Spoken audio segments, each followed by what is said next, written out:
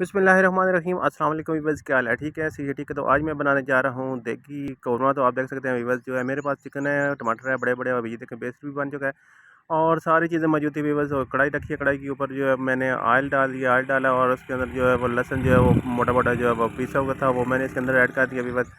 तो आप देखते रहें वीवर्स। तो सबसे पहले आप मुझे सब्सक्राइब करें और घंटी का बटन लाजमी प्रेस करें वीवर्स। देखते रहें कि चिकन जो है वो मैंने इस लहसुन के अंदर डाल दिया।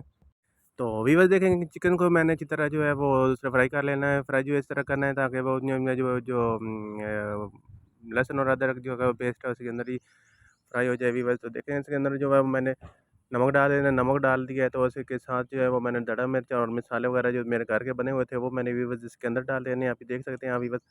तो सारे मसाले जो है वो भी आपको दिखा दें किस टाइम डालने हैं। अभी पहले भून लिया, फिर उसके बाद मसाले जो थे सारे वो मैंने इसके अंदर डाल दिए। अभी जो है आप देख सकते हैं कि इसको मसालों को अच्छी तरह भूनते रहे और उसके बाद जो है वो मैंने ग्राइंड किया वो मसाला जो था, मतलब प्याज और दूसरा थे वो उसके अंदर डाल दिए और अच्छी तरह पेस्ट बना दिया। देखिए मसाला कितना मज़ेदार जो है वो देगी कौरमा जो है वो बन रहा है वीवर्स। तो आप देखते रहें वीवर्स।